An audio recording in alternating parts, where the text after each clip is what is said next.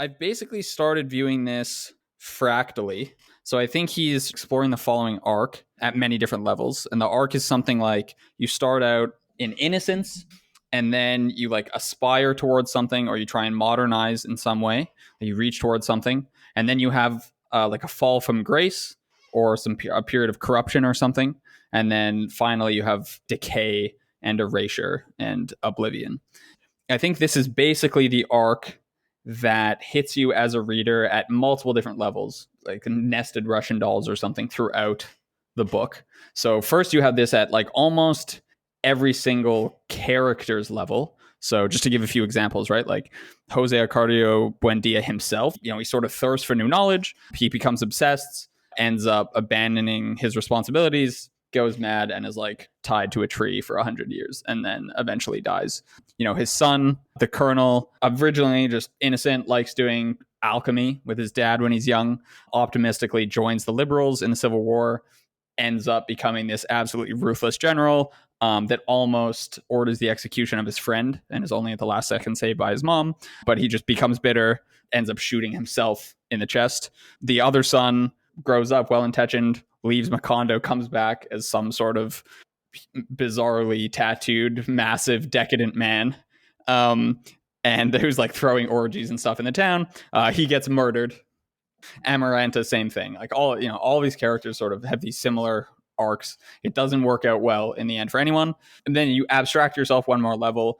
The family itself over the 6 generations sort of starts this way. You have this like sort of beautiful original coupling of Jose Arcadio Buendia and Ursula, and then their various children and stuff, and them themselves aspire to various things throughout life, and the family eventually declines into oblivion, and at the end of the novel is totally forgotten.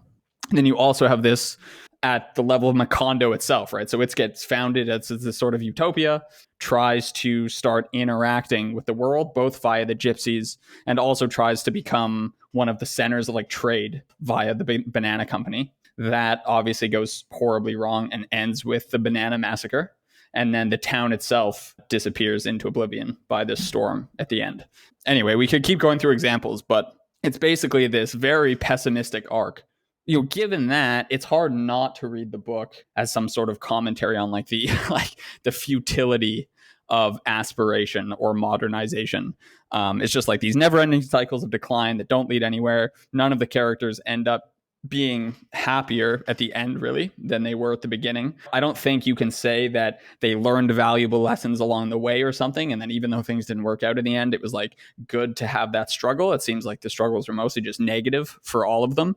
And it just seems to be about like fatalism and determinism. And so I think that's part of the reason I didn't like it, because I just don't I don't epistemologically like that message. But like putting that aside, so given that if you agree with me that that's the message of the book, then I think the writing style conveyed that message quite well. And I think you guys had a similar experience where you try and read the book, like just trying to parse what's going on page to page is very difficult. Putting even the magical realism stuff aside, just like tracking the characters, like Cam said, things are happening very quickly. You're sliding back and forth between various characters. Everyone's named very similarly. So it's like, which generation am I in again? You're not sure if you're talking about the second son, the third son.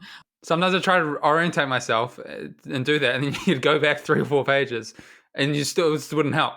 Usually you're in a book, that might help. And I would go back 3 or 4 pages and be like, I don't even remember this detail. It's like I'm reading this for the first time again. But it also gives this weird element. Everything's sort of self-similar in this way. And it just kind of hits you. And I think the point is like, it doesn't matter. Like the details don't matter that much for any of these individual characters. Like, because the arc is the same. And it's like, it's not going to work out well for anyone. They're all aspiring to slightly different things. Fine.